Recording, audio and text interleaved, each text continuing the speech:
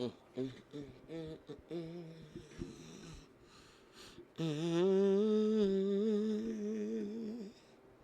Mm, mm, mm, mm, mm, mm.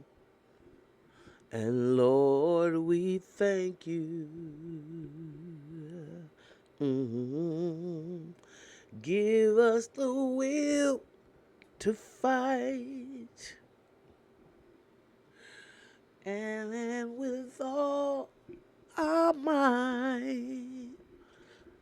Hey, good morning, good afternoon, good evening, family. Let me welcome you to the Mental House. With me, your host, Khadija. You know, I guess now a lot of y'all are convinced we are living in actually that story becomes more and more apparent about King Solomon and the two women, the upper class woman and the lower class woman, so to say, and the fighting over the infant, and the rich woman being willing to split the babies down the middle. We are actually living in that time. And what's so incredible about this is that I know there's a lot of FAFO, and there's a lot of people that are,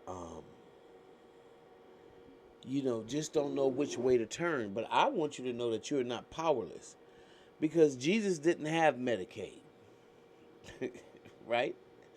Whatever you believe.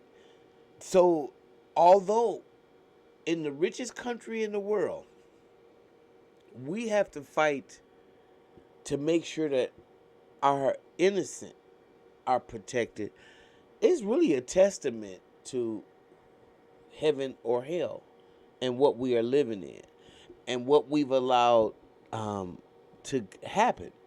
Because trust me, Donald Trump, again, I always say this, is not responsible alone for racism or for all these cuts that the Exxon Shells and the Amicos and the movers and shakers that really, really run America, the power behind the power, they'd ordained it to be so. Because that's the kind of elitist mindset that they have. So let me go right here. Because I'm one of the 72 million people that will be affected, okay, by the Medicaid cuts. Um, for waste, fraud, and abuse. Now, instead of these hillbillies, wazoos, white supremacists, because that's basically what it is, as opposed to them allowing people and allowing this to be a process, especially when they're so silly to understand that it's just not a what are you going? What about the hospitals? What about the mental health facilities and the nursing homes that also use Medicaid? What you gonna do about the community health services? And then so we're not gonna talk about WIC and food stamps, and that you can only get food stamps uh, if your kid is only if up to 7 years or older if you married. What does that have to do with the price of sugar? I do not know. Most of y'all that live in rural areas, your clinics are going to be closed, your hospitals are going to be closed. You already know all that. 1 in 3 children will not have cancer treatment, and 10% of the patients and survivors of cancer. And I have a lot of friends. Most of them, a lot of them passed away. But I have a few surviving friends that are taking their amoxifen or whatever medication that they may be on. diabetes, kidneys, and Medicaid paid for that. So all that's gone. And so when you hear these wazoos talk about, well, you shouldn't have been on welfare and you shouldn't need Medicaid and you shouldn't, and you looking at them like, you damn fool. Do you think that you're going to one day need these services? You think you're going to always be able to work? You don't think you're going to get old? And you mean to tell me you can work all you need to work and the government can trick your ass and then take your money in the end and nothing is done about it? And we the people are putting up with this? To me, it is the highest form of insanity and being hoodwinked, bamboozled, and led astray. But enough for me, because I know y'all know how I think. And again, I am one of the 72 million people that will be affected. My Social Security being cut, something that I've put into, I've worked like so many other people that paid into this. So now y'all saying we don't deserve it and it was a Ponzi scheme and all this kind of craziness. You'd better hope God keep you alive as long as I am. You better hope. Because the way y'all leaving here, let me tell you. But let me just play this.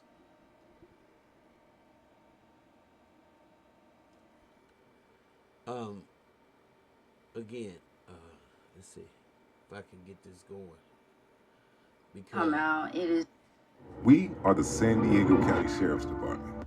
A lot of people don't really know, and they don't give it any validation until it's affecting them. Y'all let Donald Trump, and this regime take you on a real serious ride. Sad reminder how people that have disabilities are just completely left in the dark and are given no voice. They can't even get a chance to fight. I am seriously over these fucking billionaires telling me how my healthcare works when they don't even have to worry about it for one moment in their life. Like for me, I have put myself through hell because I wanted to get Medicaid and I couldn't even get it. It's not an easy process to just get and steal money from our government. But somehow the billionaires, it's so much easier for them to steal money because they just get all the tax breaks that they need. And the poor people are just left to die. Lovely. 72 million people use Medicaid. 1 in 3 children use Medicaid for cancer treatment. And 10% of patients and survivors use Medicaid for cancer treatment. The House just passed a bill that will affect 13.7 million people with Medicaid coverage, cutting them off of Medicaid. Medicaid supports not only patients, but hospitals, nursing homes, community healthcare systems. People use Medicaid for their mental health. And so with these budget cuts happening, everyone will be affected. Hi, my name is Deja Bowen. I'm an oncology social worker in Louisiana, and I was invited to the Leukemia Lymphoma Lobby Day this week before the big, beautiful bill was passed. And we talked to lawmakers about opposing this bill being that is now implemented now. And you know, most of the things that they were saying was waste, fraud, and abuse, blah, blah, blah, blah, blah. That's what they kept saying to us about these cuts. Okay, waste, fraud, and abuse. Who's abusing? Who's abusing it? I want to know that. I want to know who's abusing this system. And why does 13.7 million people need to be cut off of Medicaid? With this is so harmful and devastating to so many Americans that this bill is now being passed. I am also worried about the ACA premium tax credits. Right now, they are in place, but I am worried in 2026 that if they do not renew it, people will be now unable to get affordable health insurance. And this could be the make or break into someone getting cancer treatment or any type of treatment that they're needing.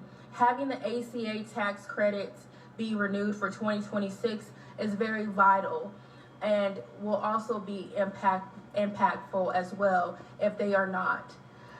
Please be an advocate. Please be a voice. I'm going to continue to speak up and speak out for all of us.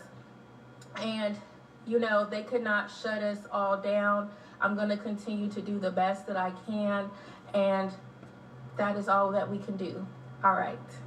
This may sound morbid, but I'm so glad my parents are no longer here. I promise you that. I remember the last time I talked to my mom on the phone, that was the happiest I had heard her in a long time. You're cutting so much from Medicaid, Medicare, and the SNAP program. People are going to be out here fighting for their lives. They're going to be out here starving. Children will be starving. Because if they make those cuts and they say, oh, well, you don't qualify for food stamps, that also bleeds into school lunch. It bleeds into so many things that children will not be able to qualify for due to no fault of their own. My parents lived off of Medicare. They had to have Medicare. I can only imagine how hard it would have been for them to live through all of this. Through all of this. As elderly people, it is not fair. It is not right. And this is going to impact so many people. Using these terms of words like impact, and people are going, they're getting numb. We're becoming numb to these terms. People just scroll past videos like this that talk about it until it actually hits home for them.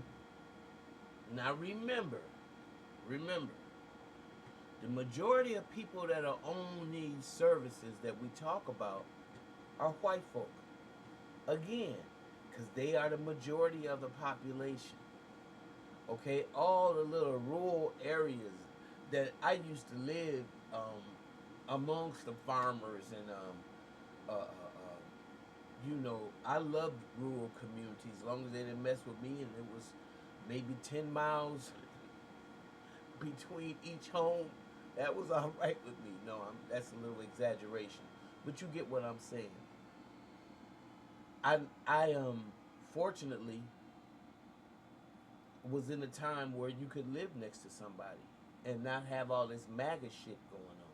I doubt very seriously if I wouldn't have had to pull it if it was this time right now and I was living in a rural community, like a lot of people have to.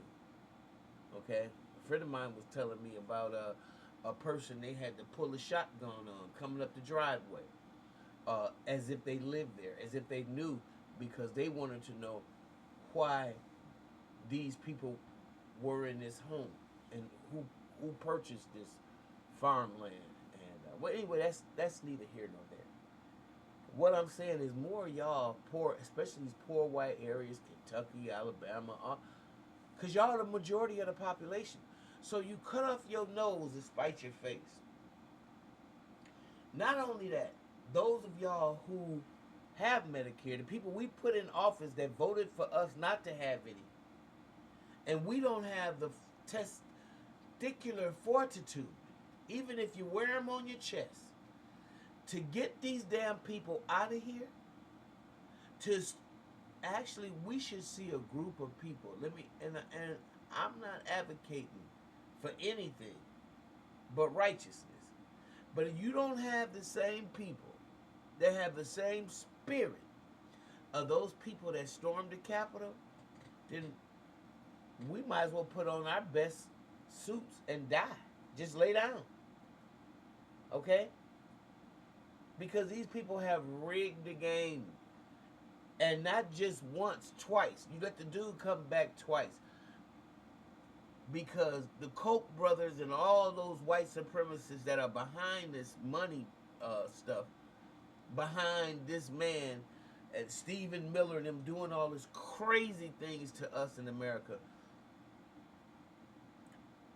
we just signed the death warrant that this empire is done. Because people ain't going to starve. The streets got to eat. And what you're going to find out is you really going to fuck around and find out. Let's go. Until it actually manifests itself into the physical form in their lives and impacts their financial setting, impacts their financial pockets. Like, people aren't thinking about WIC, they're not thinking about the fact that children need formula to live off of. And you're planning on cutting off SNAP benefits for children who are 7 years of age or older because their parents aren't married, or maybe because the mom is a single mother, the father is a single father. So children that are 7 years of age or older don't deserve to eat? And y'all aren't giving people jobs? What the hell is going on? What? No, really, what the fuck is going on? Not enough people are talking about one of the truly devastating consequences for rural America if the Republicans and Donald Trump push through their cuts to Medicaid. My Congresswoman Maxine Dexter was talking about this like back in March. She mentioned it at a town hall and I was like, oh shit, I haven't even thought about that. It's the fact that cutting Medicaid means that rural clinics and rural hospitals all over the country are going to close. Now, yesterday, Pete Buttigieg did tweet about this, and I'm glad to see more people are talking about it over the last few days, because I think it's something the average American, especially if you have private insurance, you aren't really thinking about this at all. Like, maybe Republicans who have their own insurance or they're on Medicare, but they live in a rural location are like, I don't really care that much about poor people on Medicaid, disabled people on Medicaid, pregnant women, children on Medicaid. You got to pull yourself up by your bootstraps. You need to take care of yourself. And I took care of myself. I made sure I have insurance. Cool. That's great for you. But are you not aware of the fact that all of the clinics and hospitals that you go to depend on Medicaid dollars to stay open? The $880 billion in cuts to Medicaid that the GOP want to shove through, those will leave close to 9 million people without health insurance. But worse than that, it will disproportionately affect the budgets of rural clinics and rural hospitals that rely on those Medicaid dollars because they see Medicaid patients. And it does not fucking matter if you have private insurance if there's no clinics open for you to go to. If your small rural hospital closes and you have an emergency, how many hours are you going to have to drive to get care? When your kid's rural pediatric clinic closes because they can no longer stay open because the bulk of their patients were on Medicaid, how many hours are you going to have to drive for your child to get their checkup, to get health care? Didn't think about that, did you, Republicans? We're all connected, and private health insurance, as much as they're gouging us and trying to screw us, they're also doing that to our providers. And so they rely on Medicaid and Medicare dollars. And again, this problem is going to be worse now that we have found out from the Congressional Budget Office that the Republicans want to cut $500 billion from Medicare on top of the $880 billion from Medicaid. Those clinics that you go to are just going to go poof.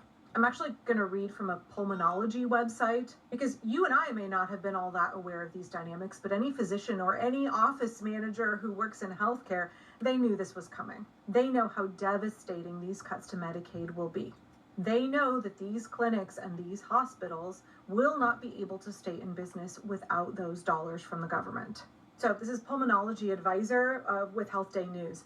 Proposed cuts to Medicaid could be devastating to America's rural hospitals, healthcare CEOs are warning in interviews with Health Day. House Republicans proposed an $880 billion reduction in Medicaid funding. Combine that with other healthcare cuts, and the package could leave as many as 8.6 million Americans uninsured. Most of those are going to be women, disabled people, pregnant people, by the way. And this doesn't take into account the $500 billion cut to Medicare, which was not announced by the time this article was written. So these cuts will land hardest on rural hospitals, which are already teetering on the financial brink, executives say. The vast majority of our payers are governmental, whether that be Medicare or Medicaid. That's Craig Thompson, CEO of Golden Valley Memorial Healthcare in Clinton, Missouri. We're very concerned about discussions about reducing reimbursement and reducing payments to providers. More than 300 rural hospitals are at immediate risk of closing due to the severity of their financial problems, according to the nonprofit Center for Healthcare Quality and Payment Reform. This is not going to be a shock to anybody, but most of these hospitals are in red counties. 26 in Kansas, 24 in Oklahoma, 22 in Alabama, 21 in Texas, 19 in Mississippi, 16 in New York, 15 in Tennessee, 12 in Pennsylvania, 10 each in Arkansas and Georgia, and 9 in Missouri. Steve Purvis, who's CEO of Valleywise Health in Phoenix, Arizona, says over 50% of our revenue comes from the Medicaid program. We serve a wide swath of very vulnerable patients. We are a safety net system of care. But those other 50% who have private insurance, if these hospitals and clinics close, they will also be left without health care. Remember how the Trump regime is pushing, JD Vance is pushing for Americans to have more babies? Do you know what one of the first services to be slashed will end up being if these Medicare cuts go through? It's maternity services. One healthcare CEO in Missouri said, for most rural hospitals here in Missouri, the primary payer for those services is Medicaid, both for the mom and for the baby. For most rural hospitals in Missouri, according to a healthcare representative from that state, the primary payer for services is Medicaid, both for mom and for baby. And it's already a stressed service line for all of us that are in rural Missouri to provide maternity services. And if we see further cuts to Medicaid and Medicaid reimbursement, I worry that additional maternity deserts will form across the state. Speaking as somebody who lived in a very rural location in Oregon and had a 3-hour labor with my third child and kind of barely made it to the hospital in time because it was more than an hour from my house, this is really scary. This is going to be significantly impactful for pregnant women all across rural America. It's not just the clinics and the hospitals and the maternity programs, by the way, it's also pharmacies. It's not just cuts to Medicaid, y'all. Are you aware of the fact that Republicans are proposing ending tax credits to help people purchase health insurance on the marketplace through the ACA, making it harder for people to not only get Medicaid, but making it harder for them to access insurance plans through the ACA? That just doesn't make any sense. How is somebody supposed to be a productive member of society and get a job where they can afford to have employer-provided insurance, private insurance, if you're making it so that they are far less likely to be healthy and able to work in the first place, or more likely to be completely crippled by medical debt? Like, how does that help anybody become a functional member of society? How does that help make anything in America better? Medicaid is about making sure that we as a society take care of our most vulnerable. Little children in poverty, pregnant women, upwards of 40% of America's pregnant women are on Medicaid. Disabled people rely on Medicaid. Do you want your daughter's friend at school who's in a wheelchair with cerebral palsy to lose her health care? Do you want your neighbor's son with Down syndrome to lose his health care? Do you want your cousin who is disabled in a car accident to lose his health care? Do you want your aunt with Parkinson's to lose her health care? And something this article didn't get into at all is how nursing homes, memory care facilities are going to be impacted. Because it's not Medicare that pays for that, it's Medicaid. 6 out of 10 Oregonians in nursing homes are on Medicaid. My dad had to go to memory care because he had dementia. The majority of the people in his facility were there on Medicaid. You want your granny with dementia to get kicked out onto the street, or do you want to be responsible for her $12,000 a month rent to live in a facility like that? Because that's what the Republicans are wanting to push through. We're going to see our elders with dementia kicked out onto the street. We're going to see pregnant people no longer have access to maternity care. We're going to see rural clinics and hospitals and pharmacies close. Y'all are going to have to be driving a long way to get your health care. And that will put an increased burden on those facilities in more metropolitan areas. It's going to be a long wait for you to get in to see anybody. This is what the Republicans want. This is what Donald Trump wants. And do you know why all of this is going to happen? All of this inconvenience, all of this suffering, all of this lack of access to care. I mean, people are going to get a lot sicker and people are going to die because of this. Your life is going to get actively worse because of this. And do you know why? So that Donald Trump and the Republicans can give a giant tax break to the richest Americans, to a tiny sliver of people up here who are already obscenely rich. That little group of people who've already seen their wealth increase $360 billion since Trump got elected, they don't want to pay any taxes. They want to hoard all of the wealth of this nation up here with them. They're already super rich. They're already making tons of money under Trump. And now they don't want to pay any taxes. And they want to cut all of the programs that benefit the rest of us. All of the programs that we rely on. All of the things that actively make our lives better. All of the things our taxes should be funding. They want to cut all of that so these rich guys up here can get even more obscenely wealthy. Well, your quality of life, the average working class American, your quality of life gets much worse. It's not immigrants, it's not people struggling with systemic poverty, it's not disabled people, it's not your grandpa in a memory care facility who are wrecking your quality of life. It is Trump and the Republicans. I don't think rural America is prepared for how much worse things are going to get healthcare wise. And it will be 100% the fault of the Republicans. And all of that decreased quality of life, all of that stress, all of that suffering that you and I and other regular Americans will experience is all entirely unnecessary. It does not need to happen. It is being done for one reason, and that is to consolidate the wealth of this country amongst a tiny sliver of people up here. It's to give a giant tax break for the super rich. I don't know about you, but that's not the kind of America I want. I want life, liberty, and the pursuit of happiness for all of us down here. I want a functional America, and Trump just wants to wreck it. And what she said is absolutely true.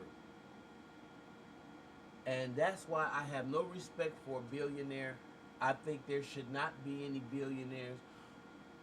Oh, and just for the record, I grew up in a socialist city.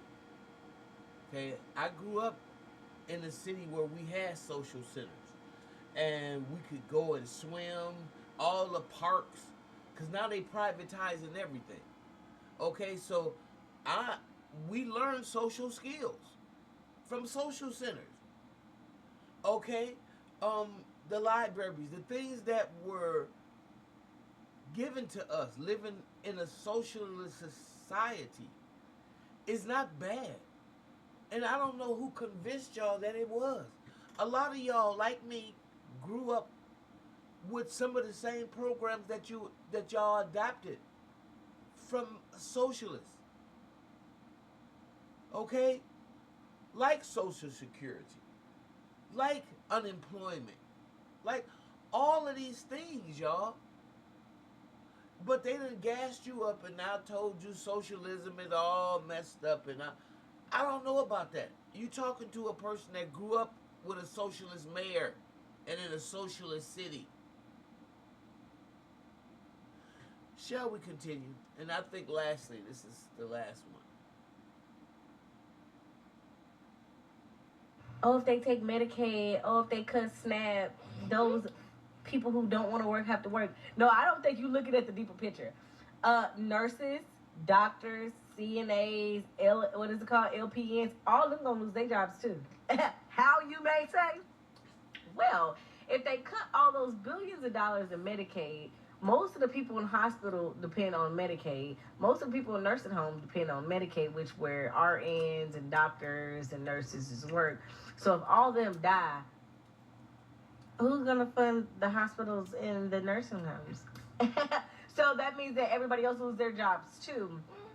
So I don't think y'all really thinking this out clearly. So all them Senates who got RN doctors.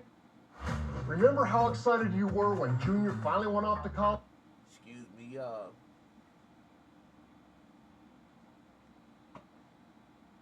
When they start losing their job, and then, oh my gosh, God forbid they lose their job and they can't take care of their kid, they can't pay their house mortgage, what will they ever do? What will they do? Oh no. When their grandma die. Oh no.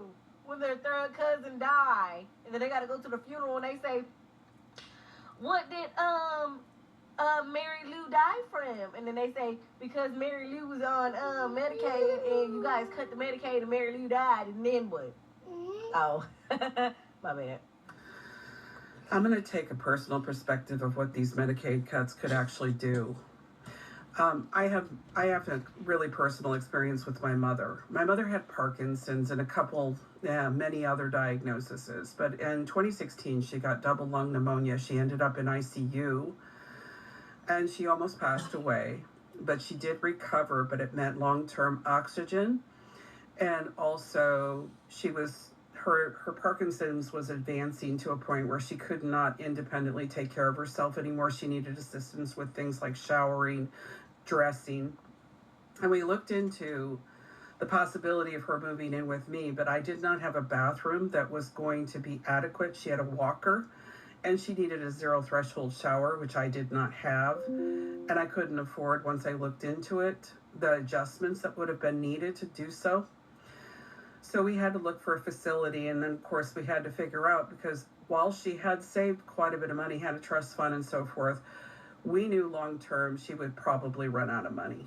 And so there's a process in most states where you have a 2-year Medicaid waiver where you can go into a facility, and as long as you private pay for 2 years, you could transition to Medicaid, and they would pick up the cost of the facility. So Mom got really sick again, and let's talk about costs. So independent, which is where you can still do your things but they just feed you, is anywhere from $2,000 to $3,000.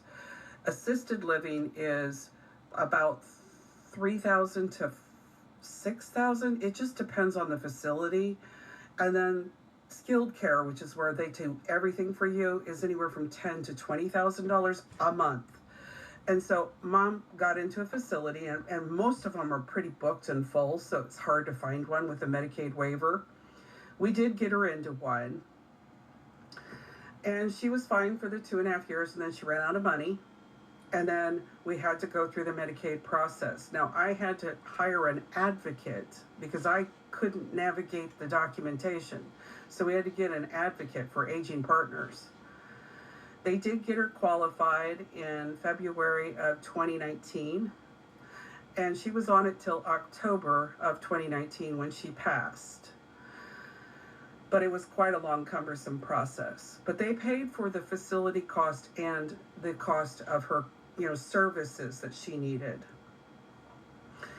When she passed away, she had no money. She was destitute. There was no probate, nothing. She was destitute. She had run out of all money because the facility was so expensive. She paid $5,500 a month, and they were paying for that from February to October. But after she passed, as I'm trying to clear things up, get her burial handled, I get a letter from the state saying, we're trying to recoup funds on the Medicaid process with your mother. And they were asking for me to pay back all those months. I was already picking up things because they only allowed $74 a month for her out-of-pocket spending. And she had medications that Medicare and Medicaid weren't covering, so I was paying for that. She also had a heart monitor, which required an internet line, and they did not allow for that, so I had to pay for her internet. I also paid for her phone because that was not part of there was no phone given to her in her room.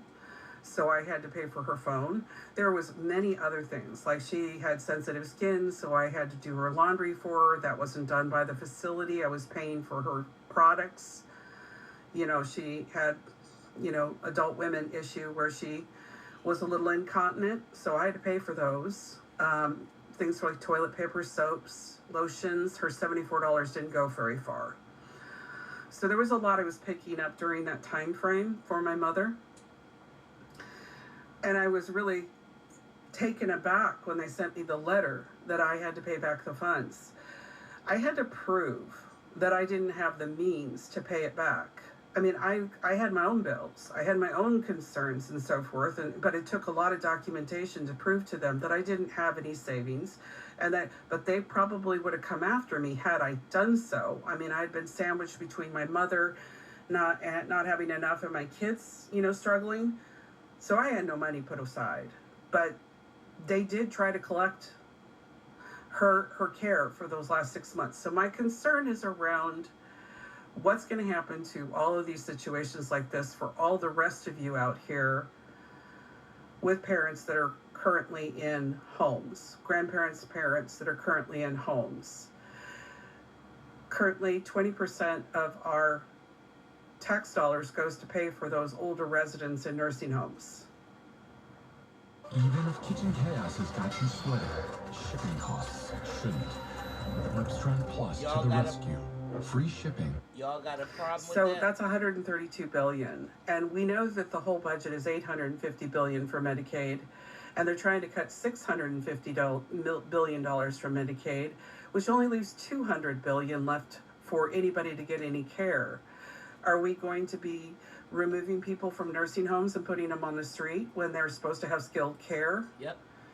Are we going to be kicking assisted living people out of their homes or forcing people to take it on and costs they don't have? Yep. I'm just questioning at this point. What exactly does that mean? I mean, I know there's a lot of children on it, a lot of young people as well, but there's a bunch of impacts to nursing homes and older people who cannot work. Let me say this too before we forget. I see an awful lot of young men, black men, in wheelchairs. And it's because they didn't got shot and they just didn't die. Okay? And now they're paralyzed. You know, kind of like, what was the movie Boys in the Hood? Where the dude was hanging out, still doing his thing, hanging out, and he had been shot. How many of y'all know folk like that?